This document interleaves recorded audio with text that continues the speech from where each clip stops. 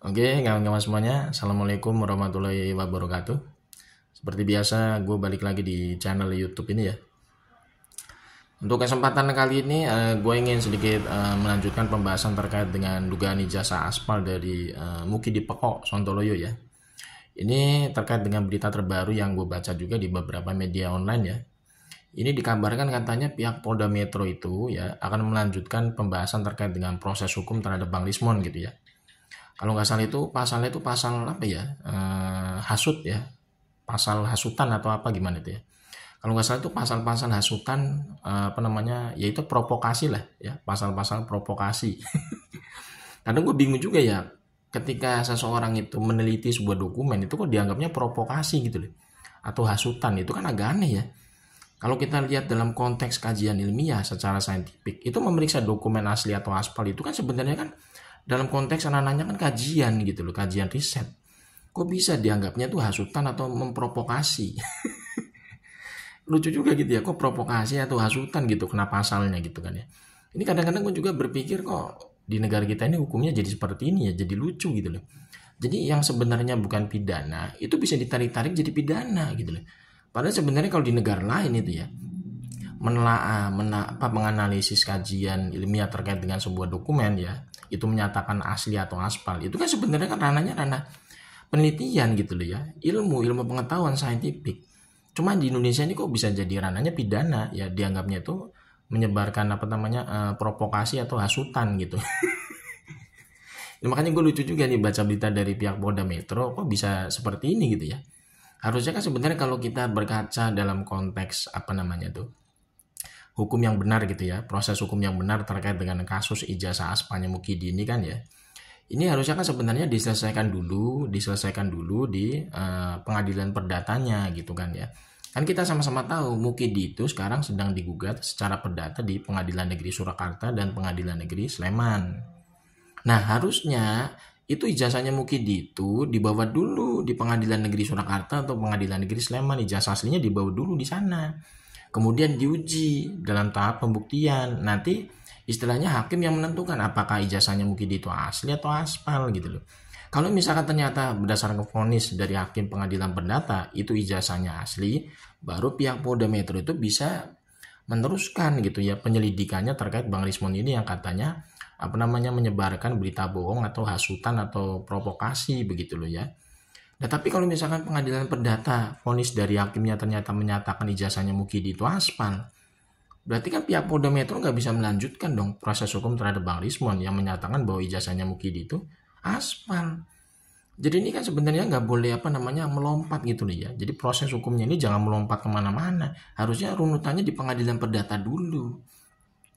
Makanya gue bingung ya baca berita di beberapa media online kok pihak Polda Metro itu kok langsung apa namanya ingin melanjutkan proses penyelidikan gitu ya terkait dengan pasal apa namanya hasutan atau provokasi terhadap Bang Rismon ini gitu ya yang katanya menuduh ijazahnya Mukidi aspal.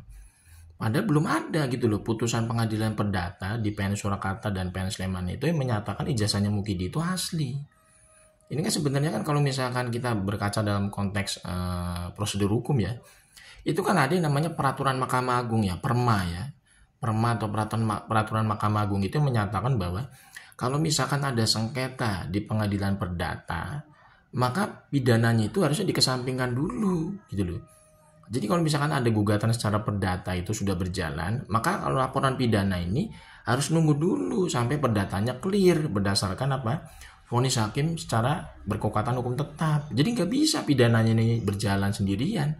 Perdatanya selesai dulu gitu loh. Jadi pengadilan perdata di PN Surakarta dan PN Sleman itu harusnya diselesaikan dulu sampai ada vonis hakim yang berkekuatan hukum tetap sampai tingkat kasasi.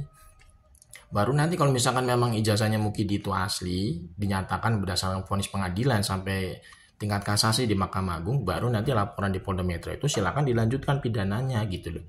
Tapi ini kan kalau misalkan ijazahnya Mukidi itu terbukti aspal berdasarkan vonis pengadilan perdata sampai tingkat kasasi, berarti laporan Polda Metro itu nggak berlaku lagi. Yang ingin apa namanya menjerat Bang Rismon itu dengan pasal hasutan atau penyebaran berita bohong dan lain-lain nggak berlaku lagi di Polda Metro itu. Ya kan ini makanya kan harusnya diselesaikan dulu lebih jelas gitu ya secara perdatanya diselesaikan dulu. Nah sampai detik ini kan nggak ada. itikat baik dari Mukidi itu untuk menyelesaikan kasusnya itu secara perdata di PN Surakarta maupun PN Sleman. Karena Mukidi nggak pernah nongol satu kali pun dalam persidangan mediasi di PN Surakarta maupun PN Sleman gitu ya. Udah gitu Mukidi juga nggak pernah menunjukkan ijazah aslinya secara fisik di PN Sleman maupun PN Surakarta. Padahal hakim dari PN Surakarta maupun PN Sleman itu sudah memberikan kesempatan ya bagi Mukidi lewat tim kuasa hukumnya untuk menunjukkan ijazah aslinya di persidangan sebagai barang bukti dalam tahap proses pembuktian.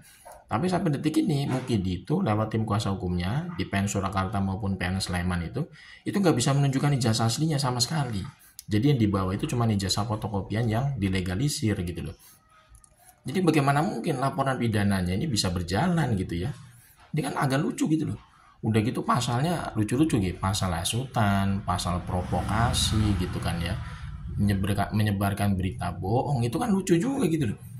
Bagaimana letak provokasi hasutannya di mana gitu kan? Ini kan berdasarkan kajian saintifik ilmiah menyatakan sebuah dokumen itu asli atau aspal gitu loh. Kemudian juga kalau misalkan memang dinyatakan aspal, hasil kajiannya dari Bang Lismon dan kawan-kawan itu menyatakan ijazahnya Mukidi itu aspal. Lah kan nggak ada putusan pengadilan yang menyatakan ijazahnya Mukidi itu asli. Jadi letak fitnahnya di mana gitu loh. Letak fitnahnya tuh di mana? Ini juga bingung gitu kalau kita berbicara dalam konteks hukum. Ijazahnya Mukidi itu kan masih dalam tahap sengketa ya, belum ketahuan asli atau aspal. Jadi kalau orang menyatakan ijazahnya Mukidi aspal itu harusnya bukan pidana. Karena belum ada putusan dari pengadilan yang berkekuatan hukum tetap yang menyatakan ijazahnya Mukidi itu asli gitu loh. Jadi ini kan sebenarnya kan lucu juga gitu ya. Negara kita kok sekarang jadi kayak begini ya, proses hukumnya jadi menggelikan gitu loh. Jadi kayak dibikin tulul gitu ya, gara-gara ingin membela atau melindungi satu orang yang rusak kayak Mukidi ini gitu kan. Jadi hukum itu jadi kayak diputar-putar gitu loh. Nggak komprehensif gitu loh, nggak konstruktif dan nggak alurnya itu nggak sesuai gitu loh dari tahap awal sampai akhir gitu loh.